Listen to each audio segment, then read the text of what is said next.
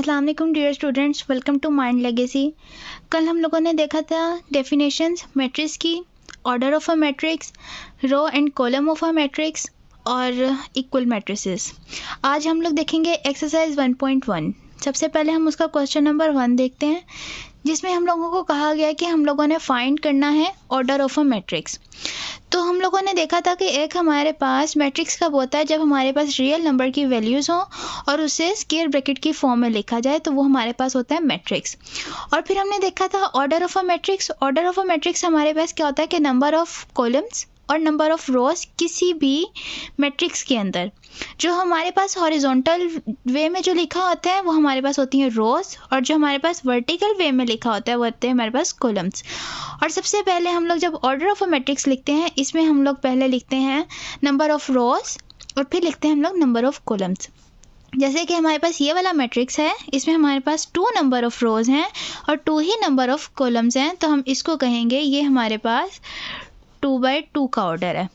ठीक है। इसी तरह हमारे पास जो बी मैट्रिक्स है उसमें भी 2 रोज और 2 ही कॉलम्स हैं, तो ये भी हमारे पास 2/2 ऑर्डर का है।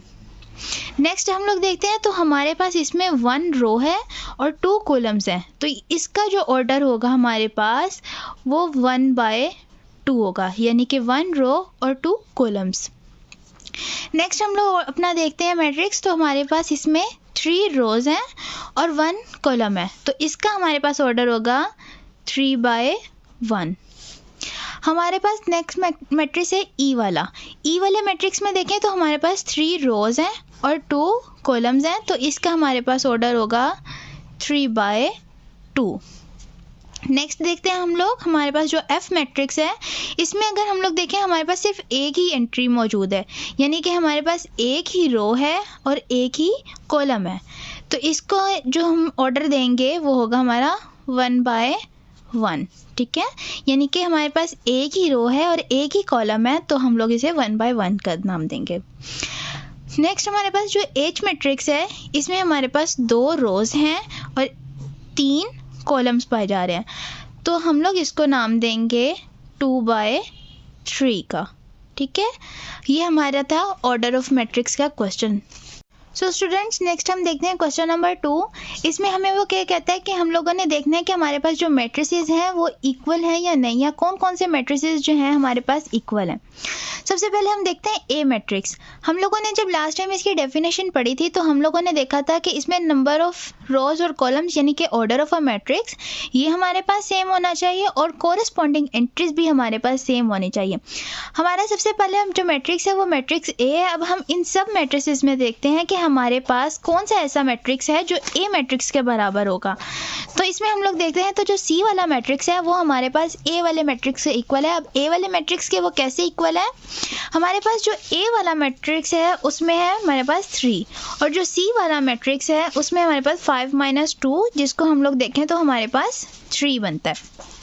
तो इन दोनों का ऑर्डर भी सेम है, यानी 1/1 का दोनों का ऑर्डर है, और हमारे पास इसमें कॉरस्पॉन्डिंग एंट्रीज भी सेम आ रही है, यानी कि इसमें भी 3 आ रहा है और इसमें भी 3 आ रहा है। तो यहाँ से हम लोग कहेंगे जो हमारा ए वाला मैट्रिक्स है वो सी वाले मैट्रिक्स के इक्वल है, यानी कि हमारे पास A is equals to C matrix है। नेक्स्ट हम लोग देखते हैं कि हमारे पास बी वाला मैट्रिक्स है, इसमें हमारे पास है 3 और 5। अब हम लोग देखते हैं कि ऐसा कौन सी इन सब मैट्रिसेस में से ऐसा मैट्रिक्स है जो हमारे पास बी मैट्रिक्स के इक्वल है। तो अब हम इन सब में देखते हैं, तो हमारे पास इस वाले मैट्रिक्स डी में देखें तो हमारे पास ऑर्डर तो सेम आ रहा है, लेकिन कॉरस्पॉन्डिंग एंट्रीज जो हैं वो हमारे पास सेम नहीं आ रही हैं, तो हमारे पास ये जो है इक्वल मैट्रिसेस नहीं होंगे। अगर हम लोग देखते हैं नेक्स्ट आई वाली, तो हमारे पास इसमें ऑर्डर ऑफ अ मैट्रिक्स तो सेम आ रहा है, और जो हम देखते हैं कॉरस्पॉन्डिंग एंट्रीज बी में हमारे पास मौजूद है 3 और 5 एंट्रीज। अब हम आई का अगर देखें तो आई में हमारे पास है 3 और 3 + 2। अगर हम 3 + 2 करें तो ये भी हमारे पास बनता है 5, तो यानी कि हमारे पास इसकी और इसकी एंट्रीज सेम आ रही हैं, यानी कि कॉरस्पॉन्डिंग एंट्रीज हो गई, हमारे पास ऑर्डर भी सेम हो गया और कॉरस्पॉन्डिंग एंट्रीज भी सेम हो गई। तो यहाँ से हम कह सकते हैं कि हमारे पास b इज इक्वल्स टू आई है। ठीक है, नेक्स्ट हमारे पास है सी वाला हो गया, वो हमारे पास ए के इक्वल था, उसको दोबारा लिखने की ज़रूरत नहीं है। अब हम देखते हैं डी वाला मैट्रिक्स देखें तो हमारे पास ऐसा कोई भी मैट्रिक्स गिवन नहीं है जो हमारे पास इसके अकॉर्डिंगली हो। हम देखते हैं तो आई वाला और बी वाला जो मैट्रिक्स है उसमें इन लोगों का ऑर्डर तो सेम है।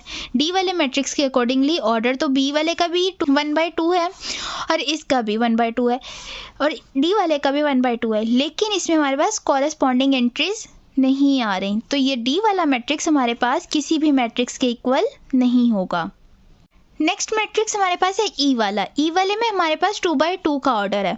ठीक है, तो हम लोग देखते हैं कि ये वाला मैट्रिक्स हमारे पास इन सब मैट्रिसेस में से किसके इक्वल है। सबसे पहले हम देखें तो ई वाला मैट्रिक्स और एच वाला मैट्रिक्स दोनों सेम है, यानी कि इनका ऑर्डर भी सेम है और कॉरेस्पॉन्डिंग एंट्रीज भी हमारे पास सेम आ रही हैं।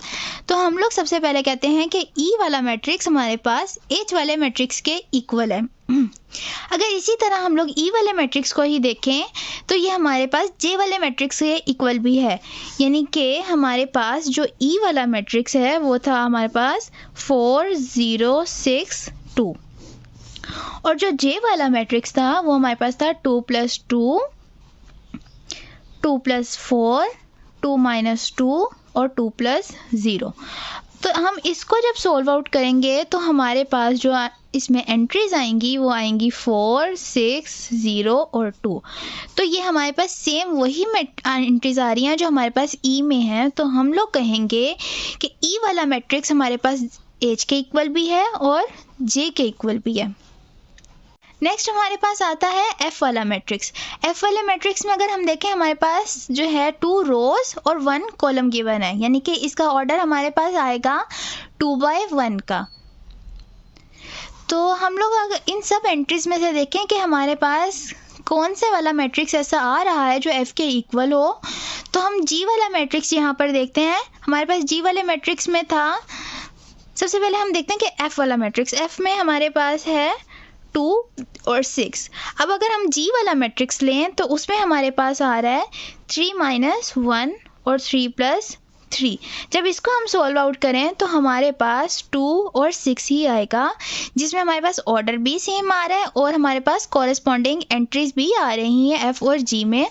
तो यहाँ से हम लोग कह सकते हैं कि जो हमारे पास एफ है वो इज इक्वल्स टू जी है।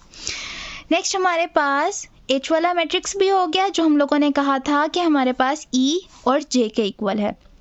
आई वाला मैट्रिक्स भी हो गया, जो हम लोगों ने बोला था कि हमारे पास बी के इक्वल आ रहा है। ठीक है, और जे वाला मैट्रिक्स भी हमारे पास हो गया, इसको बोला था हमने कि ये एच और ई के इक्वल है। नेक्स्ट हम लोग देखते हैं क्वेश्चन नंबर 3, जिसमें है find the value of A B C and D which specify the matrix equation. ठीक है, ये वाला जो क्वेश्चन है ये हमारे पास इंपॉर्टेंट क्वेश्चन है। इस क्वेश्चन में जो हमारे पास मैट्रिसेस गिवन है वो हैं a + c, a + 2b, c - 1, 4d - 6 और इसको हम लोगों ने इक्वल रखा हुआ है 0 - 7 3 - 2d। हम लोग देखते हैं कि matrices are equal to corresponding entries are same, यानी कि हमारे पास जो मैट्रिसेस में उसके कॉरेस्पॉन्डिंग वैल्यूज़ पाई जाती हैं इक्वल के दूसरी तरफ जो कॉरेस्पॉन्डिंग वैल्यू होती है। जैसे हमारे पास a + c है, इसके कॉरेस्पॉन्डिंग वैल्यू 0 है, तो हम इन दोनों वैल्यूज़ को इक्वल रख सकते हैं। तो इसी जो है फॉर्मूला के अकॉर्डिंगली हम इस क्वेश्चन को सॉल्व करेंगे। हर एंट्री को दूसरी इक्वल के जो दूसरी तरफ मौजूद है उसके कॉरेस्पॉन्ड रख के इसको हम लोग सॉल्व करेंगे। इन्हीं से मैंने 4 इक्वेशंस बना ली हैं। पहली इक्वेशन मेरे पास बनी है a + c = 0, दूसरी इक्वेशन बनी है a + 2b = -7, तीसरी इक्वेशन बनी है c - 1 = 3, चौथी इक्वेशन बनी है 4d - 6 = 2d। सबसे पहले हम लेते हैं इक्वेशन नंबर 3 को और उसको सॉल्व करते हैं। c - 1 = 3 रखा, -1 को हम दूसरी तरफ ले गए तो हमारे पास बन गया +1, तो ये हमारे पास हो गया c = 3 + 1। तो इसको देखा तो हमारे पास बन गया c = 4, यानी कि हमारे पास यहाँ से c की वैल्यू आ गई है। नेक्स्ट हम लोग जो है c वाली जो वैल्यू है इसको इक्वेशन नंबर 1 में पुट कर सकते हैं और यहाँ से हमारे पास a की वैल्यू आ सकती है। तो हम a की वैल्यू के लिए इसको इक्वेशन नंबर 1 में पुट करेंगे।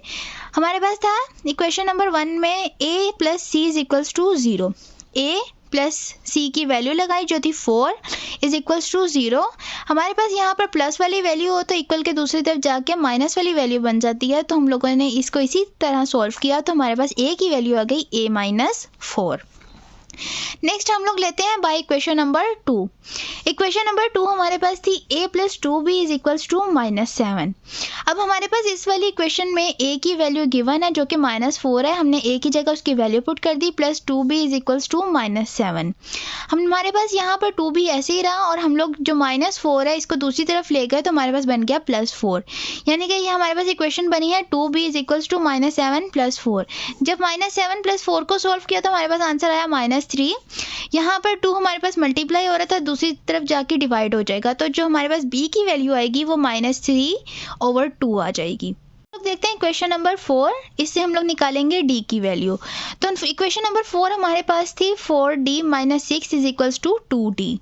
4d - 2d, ये 2d यहाँ पे प्लस हो रहा था, यहाँ पर आएगा तो माइनस हो जाएगा, और यहाँ पे -6 था, यहाँ पर आएगा तो +6 हो जाएगा। उसी इक्वेशन के अकॉर्डिंग हम लोगों ने इसको सोल्व किया 4d - 2d, तो ये हमारे पास बचा 2d is equals to 6। d यहाँ पर जो है 2 यहाँ पे मल्टीप्लाई हो रहा था, यहाँ लेके जाएंगे तो हमारे पास डिवाइड हो जाएगा, तो d इज इक्वल्स टू 6/2। तो इसको सॉल्व आउट करेंगे, 2 1 से 2 और 2 3 6, तो ये हमारे पास आंसर डी की आ गया 3। तो हमारे पास हमने जो वैल्यू सॉल्व की हमारे पास उसमें वैल्यू ऑफ a जो बनी थी वो -4 बनी थी, वैल्यू ऑफ b जो बनी थी वो -3/2 बनी थी, जो c की वैल्यू बनी थी वो 4 बनी थी, और जो d की वैल्यू बनी थी वो हमारे पास 3 आई थी। अगर आप लोगों ने ये देखना है कि आपके पास ये जो वैल्यूज़ निकली है ये आपके पास करेक्ट हैं या नहीं हैं, तो आप ऐसा कर सकते हैं कि इसको क्वेश्चन के अंदर पुट करें, तो देखें कि आपके पास ये जो दोनों एंट्रीज अगर सेम आ रही हैं तो इसका मतलब आपकी वैल्यूज़ बिल्कुल ठीक निकली है। या तो आप इस वाली क्वेश्चन में भी पुट कर सकते हैं, या जो ये आपने इक्वेशंस बनाई थी आप इसमें भी पुट करके चेक कर सकते हैं। अगर हम लोग देखें कि हमारे पास a plus C is equals to यहाँ पर आता था 0, a की वैल्यू हमारे पास निकली थी -4 और c की वैल्यू निकली थी 4। अगर हम लोग इसको देखें -4 + 4 करें तो ये हमारे पास इक्वल्स टू 0 ही आता है, कि मतलब हमारे पास यहाँ पे ये हो गया कि a की वैल्यू भी हमारे पास ठीक निकली है और c की वैल्यू भी ठीक निकली है। अगर हम लोग देखते हैं ये वाली वैल्यू का कि हमारे पास ये -7 के इक्वल आ रही है, a की वैल्यू थी हमारे पास -4 और b की वैल्यू थी हमारे पास -3/2, और ये हमारे पास साथ में 2 से मल्टीप्लाई भी हो रहा था, यहाँ पर 2 और 2 ये हमारे पास कैंसिल आउट हो गए, हमारे पास बचा -3 और -4। अगर हम इन दोनों को ऐड करेंगे तो -7 बनेगा, जो कि हमारे पास यहाँ से भी -7 के इक्वल है। अब बाकी सब वैल्यूज़ को भी चेक कर सकते हैं, तो आप लोगों की वही वैल्यूज़ आएंगी जो आपस में कॉरेस्पॉन्ड होंगी। तो इसका मतलब हमारे पास ये है कि हमारा क्वेश्चन बिल्कुल ठीक है जो हमने सॉल्व किया।